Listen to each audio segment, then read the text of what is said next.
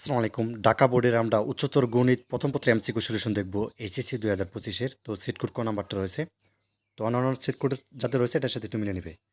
আচ্ছা, প্রথমটা দেখো। প্রথমটা হচ্ছে তোমাদের গ নাম্বার হবে 10 হবে। আচ্ছা, 2 নাম্বার প্রশ্ন উত্তরটা গ নাম্বারটা অর্থাৎ 6 হবে। আচ্ছা, 3 এর প্রশ্ন উত্তরটা হবে তোমাদের এখানে ক নাম্বারটা। এরপর দেখো 4 নাম্বার, এটা হবে তোমাদের গ নাম্বার।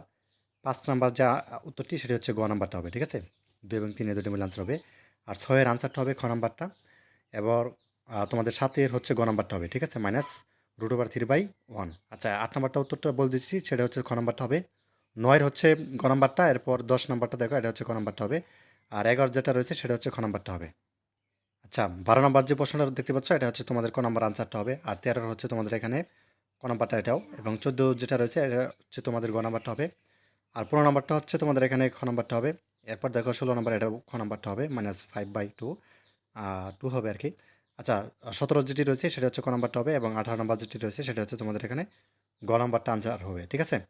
আর 19 নাম্বারটা দেখতে পাচ্ছ, 19 নাম্বার হবে তোমাদের এখানে আনসারটা গ নাম্বারটা। এরপরে 20 নাম্বার, এটা হচ্ছে গ নাম্বারটা, মানে ছোট গ। এবং একই সাথে 21 নাম্বার যেটা রয়েছে এটাও গ নাম্বারটা, ঠিক আছে? আর 22 নাম্বারটা গ নাম্বারটা, মানে শেষেরটা আর কি। 23-এর এটা হচ্ছে তোমাদের গ নাম্বার, মানে 2/1। এবং 24-এর হচ্ছে গ নাম্বার, ঠিক আছে? এবং 25 নাম্বার এটাও গ নাম্বারটা হবে। তো এই ছিল ঢাকা বোর্ডের তোমাদের উচ্চতর গণিত প্রথম পত্রের এমসিকিউ সলিউশন। ধন্যবাদ সবাইকে। আল্লাহ হাফেজ।